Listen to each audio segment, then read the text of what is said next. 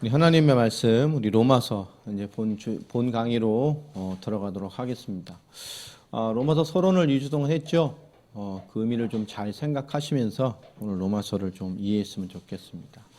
로마서 1장 우리 1절로 7절까지의 말씀입니다. 오늘 하나님의 말씀 로마서 1장 1절로 7절 찾으신 줄로 알고요. 우리 같이 합독하도록 하겠습니다. 시작. 예수 그리스도의 종 바울은 사도로 부르심을 받아 하나님의 복음을 위하여 택정함을 입었으니 이 복음은 하나님이 선지자들을 통하여 그의 아들에 관하여 성경에 미리 약속하신 것이라. 그의 아들에 관하여 말하면 육신으로는 다윗의 혈통에서 나셨고 성결의 영으로는 죽은 자들 가운데서 부활하사 능력으로 하나님의 아들로 선포되셨으니 곧 우리 주 예수 그리스도시니라. 그로 말미암아 우리가 은혜와 사도의 직분을 받아 그의 이름을 위하여 모든 이방인 중에서 믿어 순종하게 다느니 너희도 그들 중에서 예수 그리스도의 것으로 부름을 받은 자니라.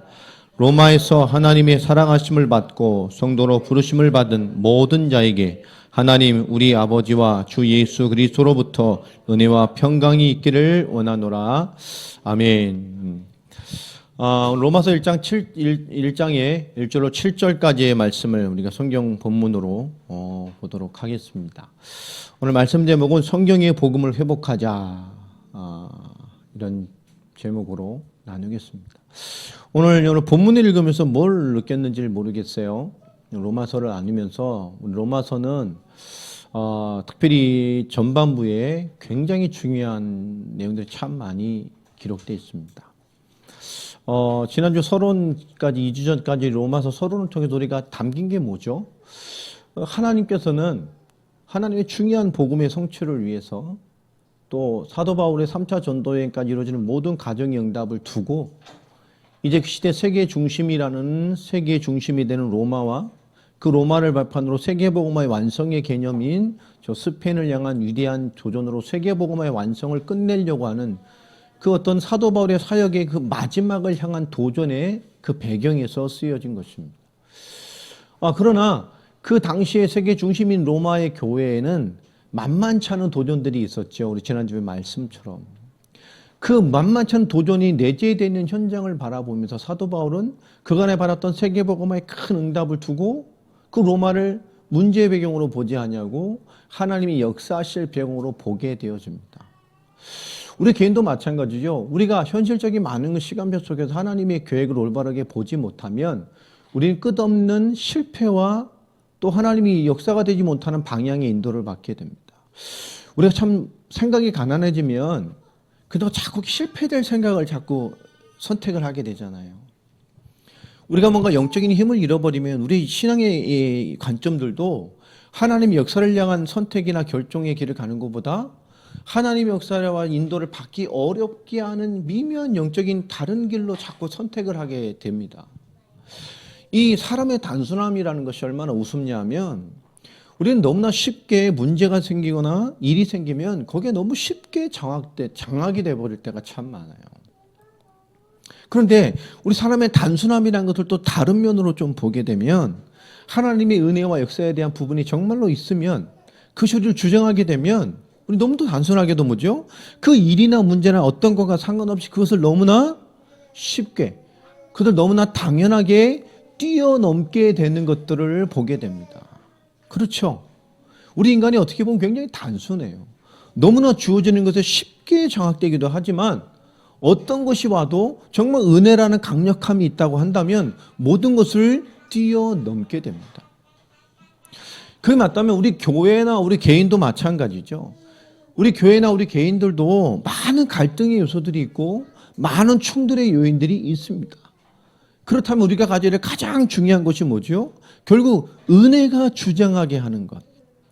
하나님의 힘이 주장되게 하는 그 속에 우리가 있는 겁니다. 그게 우리에게 완벽하게 다른 결과를 주어줘요. 똑같은 것이 주어져도 그것에 장악되고 무너질 수 있지만 똑같은 것이 주어져도 은혜가 주는 힘, 하나님의 힘으로 말미암아 그 다른 결과를 얻을 수 있는 것이 우리 크리스찬들입니다. 그래서 우리 크리스찬들은 우리 하나님의 사람은 다 하나의 굉장히 중요한 삶의 기준이 하나 있어야 돼요. 하나님의 그 은혜의 붙들림이 있어야 돼요. 우리 그리스도 반석교회 모든 살아가는 우리 동역자들은 그 하나님의 은혜의 붙들림이 있는 중요한 시간이 되기를 바랍니다. 우리 모두 한 사람 한 사람 오늘 하나님께 은혜의 붙들림의 응답들을 소유하게 되는 그런 예배 되기를 정말 바랍니다. 자, 그러려면 다시 무엇이 필요하냐? 이 성경들에 회복해야 될, 이 성경들에 회복이 되는 믿음이 필요하단 말이에요. 오늘 로마서를 왜 그들에게 던졌을까요? 그들에게 지금 사도 바울은 이 말을 하고 싶은 겁니다. 너에게 다시 성경대로의 그 회복, 성경대로 회복되어야 될 만한 그 복음의 의미와 가치와 믿음이 다시 로마 교회가 회복되어져서 세계 복음화의 완성형에 갈 수 있는 그 발판이 되기를 소망하는 마음으로 이 로마서를 쓰게 되는 거예요. 이 로마서, 이 로마 교회와 같이 그때와 같은 문제와 하나님의 시간표를, 그렇죠? 로마서를 보면 딱 두 가지잖아요. 문제와 하나님의 시간표를 사도 바울은 같이 보고 있었어요. 그 문제를 하나님의 역사의 시간표로 보고 있었습니다. 자, 우리도 마찬가지입니다. 우리도 다시 회복해야 될 이 복음, 그 복음을 우리가 어떤 일을 잘 해야 될 것인가를 당부하는 사도 바울의 가슴과 오늘 이 속에 있는 메시지들을 깊게 봤으면 좋겠습니다. 그러려면 우리가 또 본문, 3주 동안의 이 1절로 7절까지를 계속 본문으로 봤습니다. 도대체 왜 3주 동안 봤을까? 이 안에는 엄청난 것이 들어가 있어요. 단지 인사가 아닙니다. 로마서를 쓰는 근본 이유가 이 안에 다 들어가 있어요. 로마서 우리 1장 1절을 보면 이렇게 말하죠. 사도 바울은 어떻게 시작을 합니까? 딱 첫 번째 시작이 예수 그리스도의 종된 나 바울. 예수 그리스도의 종이란 말을 합니다. 여러분, 종이란 말이 원어로 보면 둘로스라는 말입니다. 근데 이 둘로스라는 말이 사실 본 뜻으로 보면 종이 아니죠. 원래 무슨 뜻이죠? 노예라는 말입니다. 노예. 종과 노예는 좀 다른 의미예요. 종은 그나마 좀 인격적인 대화도 뭐 하고 심도 하지만 노예는 뭐가 되죠? 노예는 인격이라는 것이 없죠. 뭘로 주관돼요? 수단과 도구가 되는 거예요. 이게 다른 개념입니다. 사물이에요, 사물. 도구일 뿐입니다. 이 우리가 잘 아는 명설교가이기도 한 존 메가더 목사님이 쓰신 책에 이 노예라는 것에 대한 것을 쓰신 책이 있어요, 영적으로. 그분이 그 책에서 이런 말을 했습니다. 우리는 성경 안에서 잃어버린 노예라는 단어를 회복해야 될 시대가 됐다. 무슨 말일까요? 결국 미국이나 이 서양에서 성경을 번역할 때에 원해서 이것을 왜 종이라고 했냐? 노예인데. 이 서양은 뭐에 대한 좀 민낯이 있죠? 어두운 민낯? 노예제도에 대한 그 민낯이 있기 때문에 그들이 그것을 뭔가 이렇게 종으로 순화해서 썼단 번역을 했단 말이에요. 그러니까 이 하나님이 말한 성경에서의 노예라는 단어를 우리 회복해야 된다 이런 얘기를 했어요. 그런데 왜 이 얘기를 하느냐? 우리 신명기 15장에 보면 이 노예에 대한 개념을 성경이 이렇게 써놨어요. 어떤 노예죠? 스스로 노예된 자의 개념을 써놓습니다. 신명기 15장에 보면 자, 이 종 노예, 성경 이스라엘에서 종이나 노예는 일정 기간이 되면 어떻게 해야 되죠? 신년이 되어지면 어떡합니까? 전부 회복시켜서 원래 그 사람의 기업과 함께 다 모든 걸 회복시켜 줍니다. 자, 그 기간이 돼서 회복되어졌단 말이에요. 회복되어졌는데도 일부 노예가 그 종된 자가 주인에게 계속 노예로 살겠다고 하는 사람이 있어요. 왜 그렇죠? 스스로 노예된 자에 대한 개념이 나옵니다. 자기가 그 몇십 년을 그 주인을 섬기다 보니까 주인이 너무 뭐해? 소중해요. 이 주인을 너무너무 뭐 남녀의 사랑이 아니라 정말 다른 개념의 사랑이죠. 주인을 너무 존경하고 소중하고 사랑하게 되는 거예요. 이건 진짜 내가 인생을 드리고 인생으로 섬기고 내가 인생의 모든 전부를 드릴 만큼 뭐요? 정말 값지고 소중하고 사랑할 만한 대상이라. 그래서 분명히 율법에 해방될 수 있음에도 불구하고 그 사람에게 뭐죠? 내 노예로서의 존재로 남을 것을 소원하고 내 인생에 대해 중요한 가치가 됨을 선명한 뭐죠? 노예로서 남게 됩니다. 노예로서 스스로 자천하는 거예요. 자, 그렇게 되면 어떻게 되죠? 그 사람은 뭐 하죠? 귀를 뚫어서 귀걸이에 노예의 증표를 달게 됩니다. 그럼 진짜 종신노예가 되는 거예요. 근데 그들은 왜 그러죠? 정말 주인이 너무 소중한 거예요. 섬기다 보니 너무 내 인생을 걸 만한 가치가 있고 내 삶을 다 드릴 만큼 너무 소중하고 사랑스러운 대상이 너무나 중요한 인생이라 내 인생을 드려버려서 스스로 영원히 노예가 되는 거예요. 여러분, 오늘 사도 바울은 어떤 노예였습니까? 나는 하나님 그 예수 그리스도의 종이다. 내가 그리스도를 만나고 나니, 그분을 만나고 나니 내 인생을 드리고 내 가치를 두고 내 인생 전체를 드려 스스로 노예가 되고 그를 섬길 만한 어마어마한 가치가 있는 분이에요. 난 스스로 그를 너무 사랑하기 때문에, 그분의 너무 가치가 너무너무 위험하고 뛰어나고 나를 드릴 만한 분이기 때문에 난 인생을 드렸다는 거예요. 신명기에는 스스로 나를 종된 자로 선포하는 자들이 있습니다. 그게 이런 개념입니다. 주인을 사랑한 노예죠. 나를 다 드려버린 거예요. 오늘 사도 바울은 자기를 이렇게 설명하고 있어요. 하나님 나를 택했으니까 하나님 밖에 은혜 받은 바에 그냥 종된 삶을 산다, 그런 개념이 아닙니다. 그 주인을 섬겨보니 그저 내 모든 걸 드릴 만한 분이고 너무나 사랑스러운 가치가 있는 분이에요. 내 모든 걸 드려버린 겁니다. 나를 드려버리는 거예요. 주인을 사랑한 노예란 말이에요. 오늘 사도 바울은 자기의 굉장한 신앙의 모습을 단편적으로 설명하고 있어요. 그럼 또 뭐라고 설명합니까? 나는 누구요? 사도로 부르심을 받았다. 오늘 사도 바울의 서신서들 다 보면 자기를 사도라고 밝힌 곳이 있고 사도로 밝히지 않고 하나님의 종으로 밝힌, 사도성을 밝히지 않은 때가 있어요. 여러분, 이 두 가지의 차이가 뭘까요? 뭐 대표적으로 빌립보서를 보면 거기 사도성을 밝히지 않았죠. 왜 그랬을까요? 사도 바울이 사도라는 것을 꼭 강조했을 때는 그 현장은, 그 교회는, 그 지역은 어떤 문제가 있었느냐? 사도 바울의 이 사도권에 대한 시비, 다툼이 있었기 때문에 그랬던 지역입니다. 그럼 로마는 지금 사도 바울이 와서 제자들을 파송하고 이제 그 현장을 들어가려 하는데 로마 교회는 지금 무슨 일이 벌어지고 있었던 거죠? 이미 사도 바울에 대한 사도권에 대한 시비와 분쟁이 일어나고 있었어요. 자, 출발부터 녹록치 않죠. 사도 바울의 이 가시와 같은 것이 하나 있잖아요. 그게 뭐죠? 이 사도권 문제였어요. 빌립보 교회라든지 많은 서신지 보면 이 사도권의 기록이 안 된 곳은 사도 바울의 말씀과 사역만으로도 그들은 뭐요? 충분했어요. 전혀 시비되지 않았습니다. 그는 하나님의 종이고 일이고 하나님의 사역을 하는, 아무 문제가 되지 않았지만 사도 바울의 사도권에 대해 이 시비를 거는 문제가 일어났던 지역에 대해서는 반드시 자기가 사도권에 대한 얘기를 합니다. 그런데 이 사도권에 대해서 기준이 성경에 세 가지가 있었잖아요. 교대, 그 당시 교회 안에서는 세 가지 조건이 충족돼야 사도였어요. 첫 번째가 뭡니까? 직접 예수님의 택함을 받아 세운 그 예수님의 가르침을 직접 받은 사람. 두 번째는 뭐였습니까? 예수님과 동거동락하며 살았던 사람. 세 번째는 뭐였죠? 예수님의 부활을 목격하고 체험한 사람. 그럼 사도 바울은 이 세 가지 중에 무엇만 해당이 됩니까? 세 번째까지죠. 주님의 부활을 체험했던 거예요. 다메섹에서. 그러니까 1번, 2번 또 면밀히 막 따지면 네가 부활의 현장에 있었어? 이렇게 하면 할 말이 없겠죠. 그러나 부활의 주님을 체험하고 만났잖아요. 이 교회에 그 당시에 사도 바울은 사도권에 대한 도전들이 참 많았어요. 그런 도전들을 가는 곳마다 많이 받았습니다. 이 말은 왜 그러냐? 우리 시대엔 지금도 존재하는 개념입니다. 저 사람이 무슨 말을 하냐? 우리 이게 중요한 것 같잖아요. 실제 시대 정신은 그렇지 않죠. 누가 무슨 말을 하냐가 더 중요해요.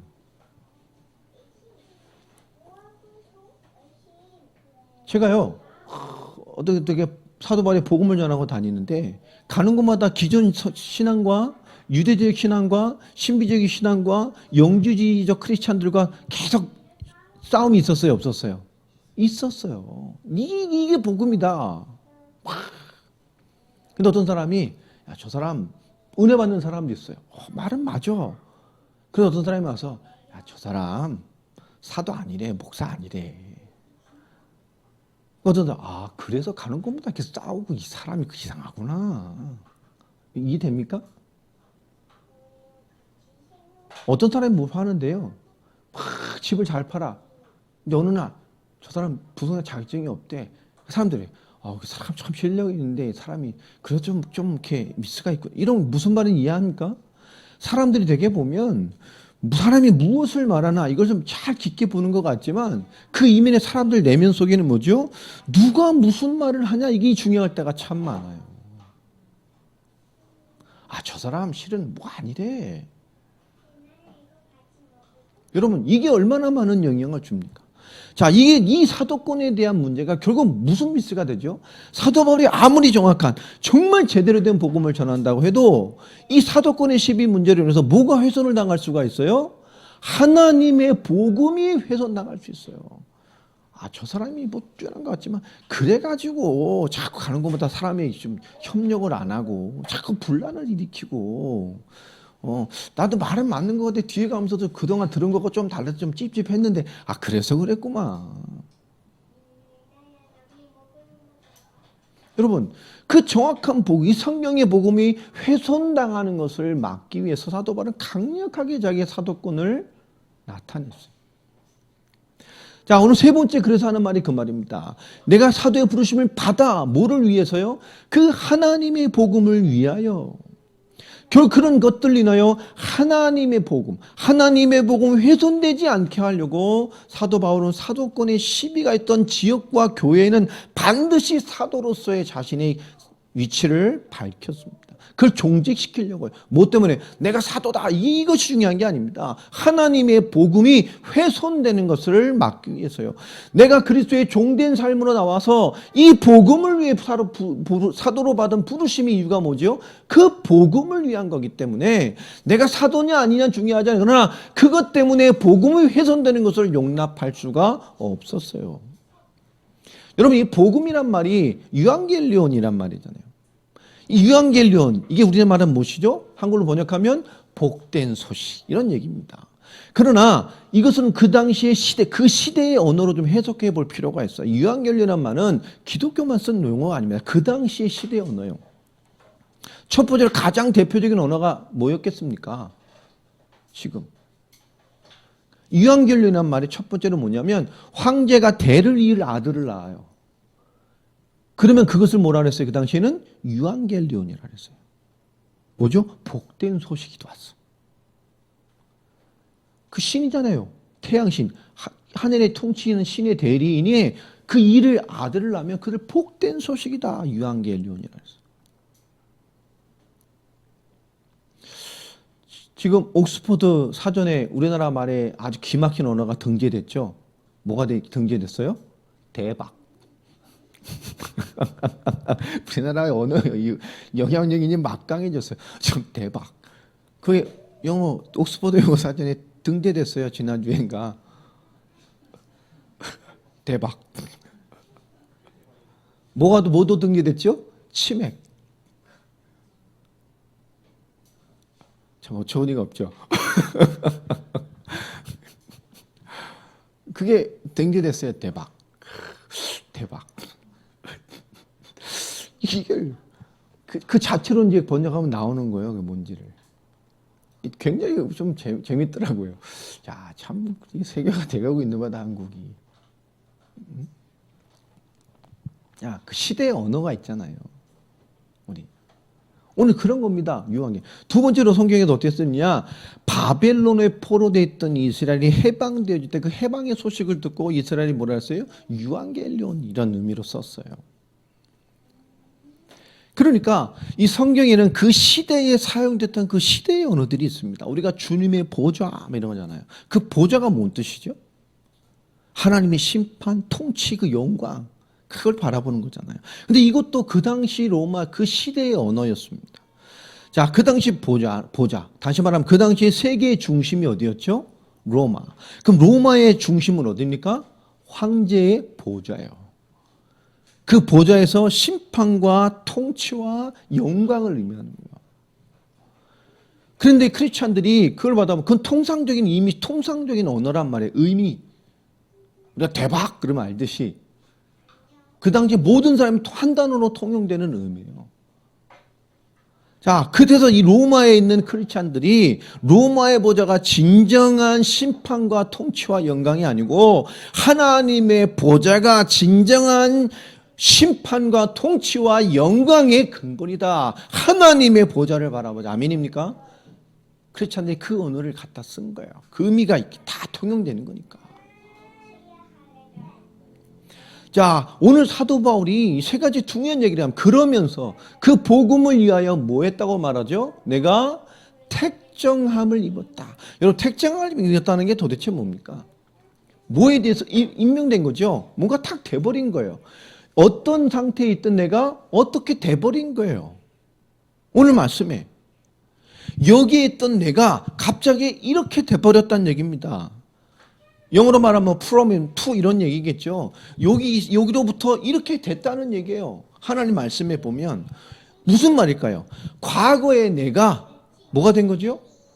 이것에 택함 받니 세 가지의 의미가 지금 다 들어가 있어요. 내가 그리스도의 종으로 부름을 받아서 내가 사도가 되어서 그 복음을 위해 살아가는 사람으로, 과거에 내가 지금 하나님의 부름을 받아 그리스도의 종으로서 이 땅에 많은 사람을 살릴 사도로서, 그리고 복음을 위해 사는 사람 자리로서 나를 옮겨 놓으셨다는 거예요. 오늘 1절에 있는 세 가지 의미를 다시 정리합니다. 그것을 위해 나를 택정하셨어요. 이러한 삶으로 나를 만들어 놓으셨어요. 과거의 나를. 뿐만 아니죠. 동일하게 지금 로마의 교회와 로마의 성도들 너희들도 하나님이 그리스도의 종으로 그동안 사도 같은 자로 그 복음을 위하여 지금 너희를 옮겨 놓으셨다. 너희를 택한 것이다 라는 의미를 말하고 있어요. 뿐만 아니라 복음의 핵심이죠. 우리를 죄와 사망과 죽음과 하나님과 단절된 영원한 심판에서 우리를 지금 이 하나님의 종으로 사도로 하나님의 복음을 위한 자로 하나님이 옮겨 놓으셨다 그 말입니다. 아멘이에요? 사도 바울이 한 절에 굉장히 중요한 것을 말하고 있어요. 자, 우리 2절에 뭐라고 말합니까? 그러면서 중요한 얘기를 합니다. 그러면서 본질적인 거죠. 이 복음은 바로 결론을 내놓고 시작합니다. 왜 그렇죠? 로마 교회를 알고 있기 때문에, 어떤 문제인지 알고 있기 때문에 사도 바울은 한 절로 그 모든 것에 대한 결론의 얘기를 합니다. 이 복음은 도대체, 이 복음이 뭡니까? 핵심은 뭐죠? 하나님이. 누가요? 하나님. 우린 성경의 모든 주제는 뭡니까? 결국은 하나님입니다. 자, 이 성경의 주제가 하나님이 되지 않으면 우리는 성경을 올바르게 이해하지 못해요. 우리가 성경의 주제를 갖고 어떤 주제 외에 우리가 말하는 죄, 아니면 영광, 성장, 제자 이런 주제로 보게 되면 성경을 깊게 이해하지 못하게 됩니다. 성경의 모든 주제는 하나님이에요. 그래야 성경을 이해하게 됩니다. 그 말은 뭘까요? 우리의 모든 상황과 순간의 모든 것도 결국 하나님이란 얘기입니다. 창세기 45장을 한번 보면 여러분 거기 어떤 장면이죠? 요셉이 총리가 됩니다. 애굽에서 30살이 넘어서, 그죠? 그러면서 그 지역 근동지방에 대기근이 일어나면서 그 요셉 앞으로 유일하게 쌀을 어마어마하게 저장하고 있는 나라인 애굽으로 그 주변에 있는 사람들이 다 오게 되죠. 형들도 오게 됩니다. 그리고 누구 앞에 무릎을 꿇게 돼요? 요셉 앞에 딱 무릎을 꿇게 됐는데, 요셉이 그 당시에 팔레스타인의 모습이 아니라 그다음 누구의 모습으로 변해 있어요? 이집트의 모습으로 막 올리고 막 이렇게 그리고 이런 완전히 변해 있으니까, 형들은 죽었다고 생각했으니까 시간이 너무 흐르는데 요셉 앞에 무릎 꿇고 대면했음에도 불구하고 요셉을 알아봐요? 못 알아봐요? 근데 요셉은 한눈에 바라봅니까? 안 바라봅니까? 바라보죠. 그런 것 같아요. 때린 놈은 기억 못해도 맞은 놈은 맞은 놈은 기억하는 것 같아요, 보면. 그러니까요, 무릎 꿇은 형제들을 딱 보면서 요셉이요 전율을 했잖아요. 거기서 이 요셉이 전율하잖아요. 그 뭐하니까 하나님 자기에게 베풀었던 그 꿈과 말씀을 믿고 신뢰하고 하나님과 함께 있지만 모든 과정을 연기했지만 이 요셉이 자기가 그 꿈에 대한 그 하나님의 계획을 믿었었지만 그 하나님의 말씀이 확인되는 것에 대한 전율을 느꼈단 말이에요. 하나님이 내 과거의 꿈과 그게 하나님 나와 함께해서 믿었지만 그 과정의 모든 것들이 완전하게 하나로 그냥 확 부딪히는 순간이었단 말이에요. 어느 정도 부딪혔습니까? 요셉 45장 5절에 보면 그들에게 하는 첫 메시지가 뭐죠? 하나님이었어요. 하나님. 45장 5절에 보면. 그죠? 누가요? 우리 같았으면, 원전 같았으면 뭐라 그러겠어요? 나쁜 놈들.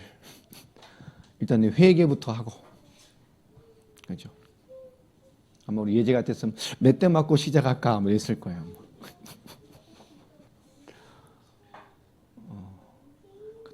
이거 기획한 놈부터 나와. 이렇게. 그죠? 행동대장 나와. 뭐 이렇게 했겠죠.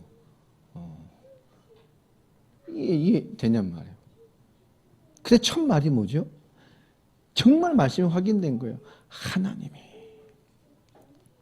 우린 모든 과거의 모든 것, 사건, 일 전부 다 그게 뭐죠? 하나님. 그 뒤에 무슨 말이 나오죠? 그 뒤에 나오는 말이 뭡니까? 뭘 하려고요? 생명을 구원하려고.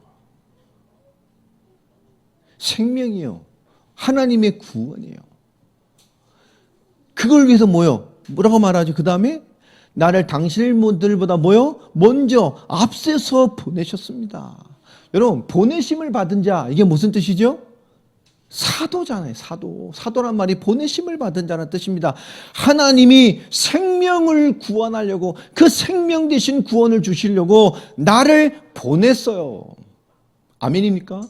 이 요셉은 그 절철한 순간에 정말로 뭔가 부딪힌 거예요. 하나님의 말씀이 내게 주셨던 것들이, 성경은 지금도 하나님이 구원과 생명을 주시려는 그 하나님의 경륜으로 우리에게 응답되고 있어요. 이 하나님의 경륜이 열리니까 내가 누군지가 이해된 거죠. 보내심을 받은 자라는 것. 정말 하나님의 일하심의 그 손길의 경륜이 눈으로 열려버리니까 모든 것이 하나님의 계획이요.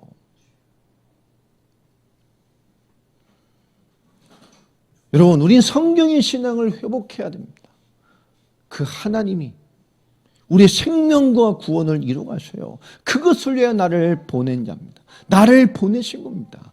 그 하나님의 경륜으로 우리가 오늘을 보고 문제를 보고 사건을 보고 열방을 보고 이 나라를 보면 우리가 얼마나 가치 있는 자들인지를 알게 됩니다. 하나님의 뜻과 계획이 서려 있는 인생이요.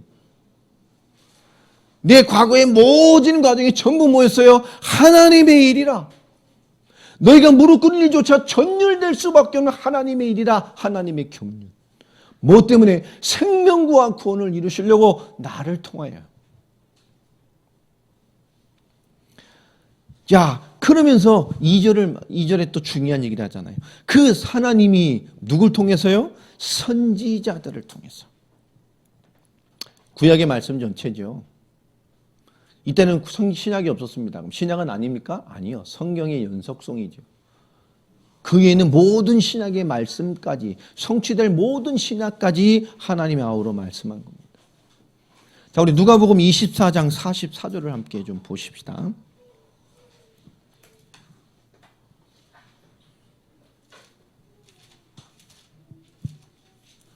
이게 잘 아는 내용입니다. 성경에 대한 얘기죠. 예수님께 성경을 통해서 성경이 뭘 말하는 것에 대한 얘기를 하십니다. 분명히 이렇게 말씀하죠. 내가 너희와 함께 있을 때에 너희에게 말한 바 곧 모세의 율법과 선지자의 글과 시편에 나를 가리켜 기록된 모든 것이 이루어져야 하리라고 한 말이 이것이 아니냐 하시고 그들에게 뭐요? 성경을 깨닫게 하셨다. 45절. 근데 이 말이 왜 써져 있을까요? 좀 배경을 보면 선지자를 통해 세워진 그 성경, 말씀, 모세 오경, 선지자 글, 시편 이게 전부 다 성경을 말하는 거잖아요. 자, 이 누가복음 24장 이렇게 쓰여지게 된 누가복음 20장, 21장을 쭉 그때부터 같이 봐야 연결이 되죠. 어떤 배경을 가지고 있습니까? 예수님의 제자들이 예수님의 무엇을 봤죠? 부활을 보고 부활의 주님을 체험하게 됩니다. 부활을 보고 부활을 체험하고도 예수님의 제자들과 사도들까지도 어떻게 됐죠? 당시 예루살렘 이 마가다락방 교회가요, 흩어졌어요. 그죠? 각자 고향 앞으로 갔단 말이에요. 아, 옛날이 하고 뭐 했어요? 과거의 나로 갔어요. 부활의 역사를 뒤늦게 참여한 도마는 부활을 믿지도 않았을 뿐만 아니라, 그죠? 베드로를 비롯한 베드로 주변의 형제들은 뭐 했죠? 이미 자기 고향으로 돌아가서 뭐 잡고 있었어요? 고기 잡고 있었어요. 부활을 체험하고 부활에 대한 응답을 받고 확인해 놓고도. 뿐만 아니라 70인으로 오늘 본문 말씀을 받았던 70인 제자라고 생각된 이 사람도 고향으로 돌아가고 있었습니다. 아, 옛날이 하고 과거로 가고 있었어요. 어떻게 이런 일이 벌어질 수 있죠? 부활을 체험하고 부활을 확인한 언나은 주님의 역사를 체험하고 만나고 말씀을 받았던 그들이 전부 흩어져서 고향으로 과거의 삶으로 자기의 옛날 모습으로 전부 흩어져 버렸습니다. 베드로까지도요. 여러분, 사람은 기적을 본다고 체험한다고 변화되는 게 아닙니다. 이들이 왜 그랬을까요? 이들의 생각을 좀 해볼 필요가 있어요. 현실적인 거겠죠. 부활을 경험하고 체험하고 기적을 체험했어요. 그러나 그들은 현실적인 생각을 한 겁니다. 그렇죠? 예수님께서 부활했어. 살아나신들. 그분이 어땠죠? 엄청난 기적을 베푸시고 능력을 행하시고 치유하시고 살려냈지만 그분은 결국 뭐 했습니까? 그들은 압제와 시대의 문제 앞에 너무 연약하게 너무나 쉽게 대항 한번 못하고 뭐 했어요? 잡히고 고난당하고 죽었어요. 엄청난 분인 건 알겠지만, 부활하신 거 보니까 엄청난 분인 건 알겠지만, 부활하셔서 살아나신들, 십자가에 그렇게 힘없이 죽으신 분이 이후에 이 환경, 똑같은 환경 속에서, 그죠? 우리를 승리하게 할 수 있을까? 우리가 그분에게 생을 걸 이유가 있을까? 우리를 축복되게 하실 수 있을까? 여러분 이해됩니까? 그분이 부활하셨다 한들 그분이 시대의 많은 것에 하신 모습과 그 나타난 결과를 보니 내가 생을 걸 이유가 있겠냐요.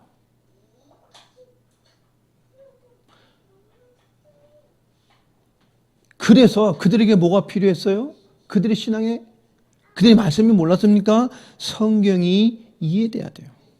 성경이 깨달아져야 된다니까. 성경을 아는 게 아닙니다. 이해했어요? 조금 알았어요? 아니, 진짜 깨달아져야 돼요. 우리가 왜 예수 그리스도의 복음을 그렇게 얘기합니까?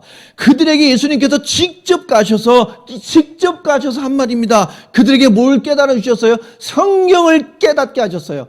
할렐루야. 아는 게 아닙니다. 많이 정리됐다고 중요한 게 아니라 진짜 깨달아져야 돼요. 예수님께서 말씀하신 복음의 중심이 성경으로 깨달아져야 돼요. 제자들이 그 말씀이 깨달아지니까 삶이 뒤집어진 거예요. 기적을 체험하는 거, 어떤 행사나 일이나 훈련으로 뭔가 거듭난 것 같은 거, 그게 진정한 변화를 주지 않습니다.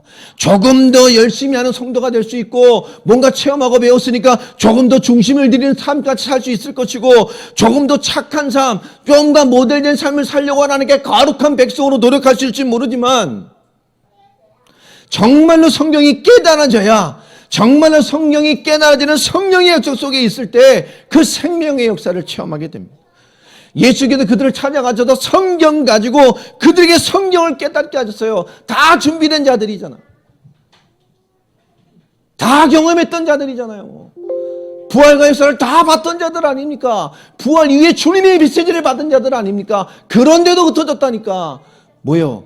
알았지만 진짜 성경을 깨닫게 하는 거예요. 이것이 뭔지를 깨달아야, 왜 하나님께 역사하셨는지를 깨달아야, 그분의 십자가와 부활로 부활하셔서 왜 그래야 했는지를 정말로 깨달아 버려야 그들이 인생과 삶을 드린단 말이에요. 인생이 뒤집어지는 거예요. 그들이 성경이 말하는 메시아, 그 성경이 말씀했던 예언, 그 메시아, 예수님이 그 그리스도, 그 메시아구나라는 걸 발견해 버렸잖아요. 46절 47절에 예수님께서 정확하게 설명합니다. 고난받고 죽은 후에 3일 가운데 부활해야 될 그 말씀의 결론인 그리스도, 그게 패배가 아니고 무능이 아니고 하나님이 약속하신 완전한 승리임을 이해해버린 자들, 아, 예수님이 메시아시구나, 아, 예수님이 그리스도시구나, 이게 진짜 깨달아져야 돼요. 성경이 깨달아져야 된다니까. 성령의 역사로, 지식학습이 아니라 정말 성령이 주신 은혜로 우리의 삶에 발휘될 만큼 깨달아져야 돼요. 부딪혀야 돼요. 예수님이 그리스도구나, 그게 아니라 진짜 삶에 부딪히는 메시지가 돼야 돼요. 정말로 삶으로 깨달아져야 돼요. 그 가치가. 바울은 성경 박사였잖아요. 바울이 전에 사울 성경 박사였습니다. 성경의 지식으로 모자란 자가 아니었습니다.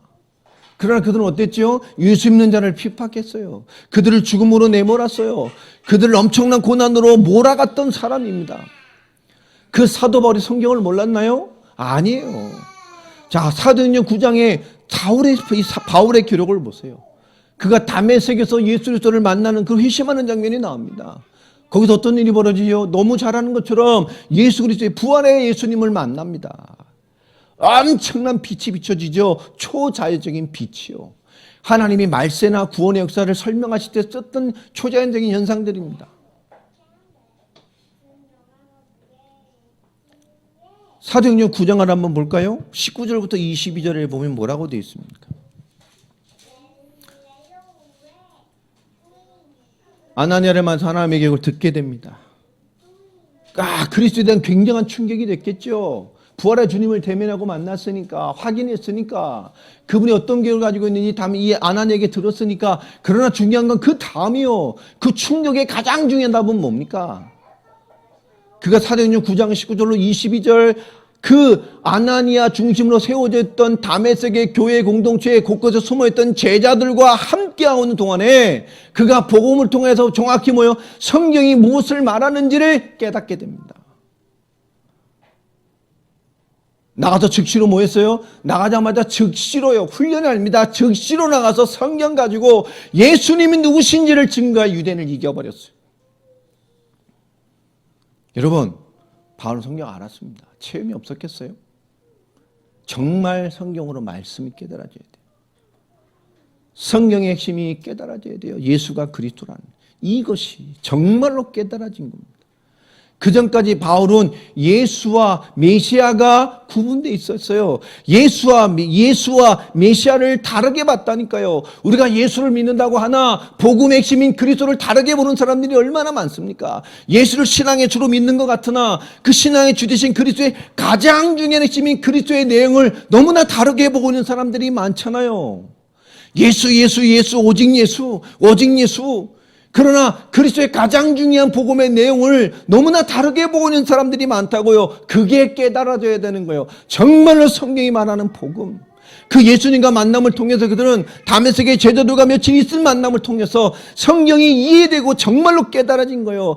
예수와 복음과 성경이, 예수와 말씀과 성경이 동일해진 겁니다. 예수님이 그리스도시구나, 예수님께서 그 성경 모든 것 대신에 그를 말씀하신 메시아시구나. 성경으로 가지고 그는 강론하의 모습입니까? 모든 현장을 장악해 갔어요. 사도 바울의 기록, 사도행전을 보세요. 성경을 풀어 강론하고 성경을 가지고 가르쳐서 그 성경이 무엇을 말하는지를, 그것으로 모든 문제를 끝내갔습니다. 여러분, 바른 성경, 올바른 말씀 회복이 우리에게 있어져야 돼요. 우리가 말씀이 깨달아져야 돼요. 정말 예수가 그리스도시구나. 그 의미가 뭡니까?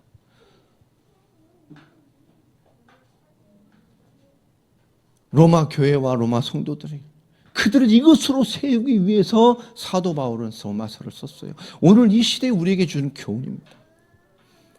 한국교회 지금 위기라고 말하죠. 세계교회도 위기라고 말합니다. 그러나 어떻게 보면 우리에게는 최고의 기회죠. 어떤 기회죠? 거품 쫙 벗길 기회입니다. 정말 사울이 바울 될 기회입니다.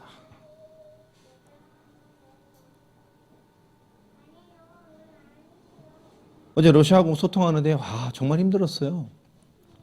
그분들은 모바일하고 뭐 이런 거에 대해 좀 이게 우리나라 같이 이렇게 보편적이 안 된다. 저도 되게 기초적인 수준인데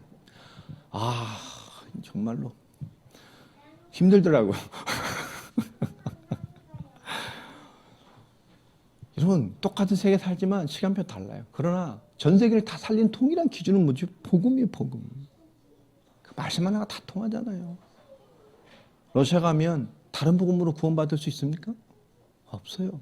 저 열악한 아프리카 가면 다른 복음으로 받을 수 있어요? 없어요. 우리가 전하는 복음, 우리를 구원하신 복음, 우리가 알고 있는 복음, 우리를 깨우신 그 복음이 결국 하나님이 생명을 구원하실 유일한 보내심을 받은 자들가 감당할 내용들입니다. 사도 바울, 이 바울은 분명히 그가 아는 성경과 메시아가 구분되어 있었어요. 예수와 복음의 내용이 분리되어 있었다고요. 예수와 복음은 다른 것이었어요. 예수와 메시아는 다른 것이었어요. 정말 말씀을 깨닫고 나니까 성경 전체를 통해서 예수가 그리스도시다. 자기 생명을 넘어서 내가 종됐어 그것에. 내가 그 주님의 그 사랑 앞에 너무 소중한 가치라 내 인생 모든 걸 들여 내가 스스로 놓아야 됐다니까. 그게 가치요. 그분이 나를 사도로 세웠어요. 그 복음의 점으로 끼스내지 않고 복음을 위해 살아가도록, 그것을 위해 이런 가치 없는 나의 과거를 그렇게 가치 있는 삶으로 나를 옮겨주셨어. 너희도 그런 자들이라니까. 1절 2절에 그런 말을 합니까? 아니요. 그 뒤에 나오죠. 로마서 보십시다. 그 3절 4절 복음을 설명합니다. 이 복음이 뭐죠? 그 복음의 힘이 뭐냔 말이에요. 그 아들에 관하여 하는 것이다. 예수 그리스도를 말합니다. 육신으로는 말씀대로 다윗의 혈통을 따라오셨고 성결의 영으로 하나님의 방법으로는 뭡니까? 죽은 자 가운데 부활하사 능력으로 하나님의 아들로 선포되셨으니 곧 우리 주 예수 그리스도시다. 아멘입니까? 여러분, 그걸 말하는 거예요. 그 복음을 말하는 거예요. 그러면서 5절 6절에 중요한 얘기를 합니다. 이것을 받아볼 목적이 된 로마 교회에게. 그러므로 우리가 은혜와 사도의 직분을 받아 그의 이름을 위하여 모든 이방인의 중에서 믿어 순종하게 되나니 너희도 그들 중에서 예수 그리스도의 것으로 부르심을 받은 자니라. 그 말은 뭐죠? 동일하다는 얘기예요. 나 바울과 같이, 이런 바울과 같이 너희도 어떤 거요? 동일한 부르심을 받았어. 너희도 동일한 은혜를 받았어. 너희도 동일한 하나님의 목적의 사람이야. 아멘이죠? 우리 그런 거야. 그거 하자는 거야.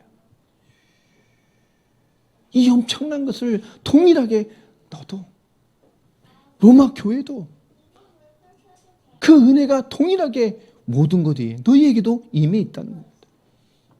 여러분, 전 세계에서 이 위조 지폐, 달러나 유로나 이런 세계 위조 지폐를 가장 잘 감별하고 찾아내고 단속하는 나라가 있어요. 어느 나라죠? 대한민국이죠. 위조 지폐 이거 찾아내 그 감별하는 최고가 대한민국입니다. 이유가 뭘까요? 누가 연구를 했어요. 왜 도대체 한국 사람들이 최고입니다. 한국은 거의 유통을 할 수가 없어요. 이유가 뭘까요? 여러분, 가짜가 너무 많아질수록, 그죠? 가짜가 너무 많아질수록 뭘 연구해야 돼요? 가짜를 연구해야 됩니까? 진짜를 연구해야 돼요. 전 세계에서 위조 지폐가 막 나올 때마다 다른 전 세계 은행들이나 이 지폐를 관리하는 사람들은 뭘 연구했어요? 위조 지폐를 분석을 했어요. 그래서 막 감별해내려고. 한국은 거꾸로 했어요. 옛날부터. 맞는 지폐를 진짜를 연구했어요.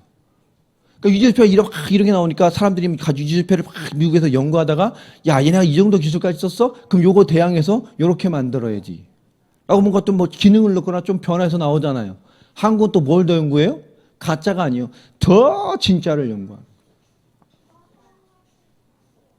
한국의 언어도 뭐가 됐죠? 위조 지폐를 감별하는데 가장 완벽한 나라가 대한민국이 됐어요.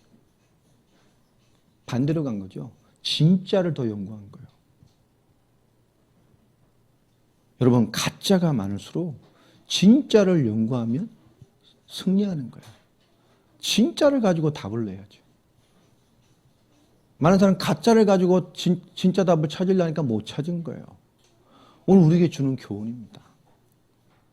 오늘 사도 바울은 정말로 그로 말미암아 우리가 은혜와 사도의 직분을 받아 그의 이름을 위하여, 왜 이런 직분을 받았냐? 그 이름을 위해, 그 이름을 위한 것밖에 안 돼요.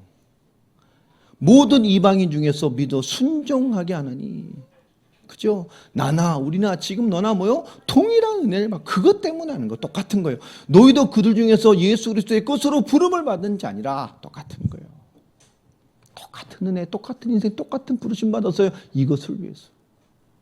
그 긴박한 환경 속에 너희가 왜 있냔 말이야. 이 가치 있는 부르심을 받은 존재들이라. 여러분, 우리는 성경의 복음을 회복해야 됩니다. 예수를 그리스도로 믿는 믿음에 대한 근본. 여러분이 서론에 말했던 것처럼 어떤 문제나 일이나 갈등과 충돌 요인이 있어도 여러분 은혜에서 점검하시기를 바랍니다. 하나님의 계획에서 점검하시기 바랍니다. 정말 예수를 그리스도로 믿는 그 삶의 원리에서 여러분 발견되길 바랍니다. 우리는 성경의 주제는 하나님이십니다. 우린 그 속에 있어요.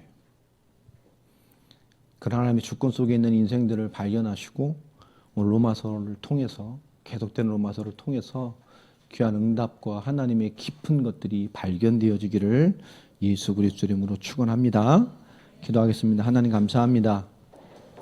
우리가 그리스도 안에서 부름을 받은 그 하나님의 부르심과 택정하심과 지금도 쉼없이 역사하신 하나님의 손길을 바라보며 인정하며 하나님의 뜻과 계획 앞에 서기를 소원합니다. 성령의 충만함을 허락하여 주시고 하나님의 뜻을 이루시며 하나님의 역사 앞에 서는 저희들이 되게 하여 주옵소서. 예수 그리스도의 이름으로 기도합니다.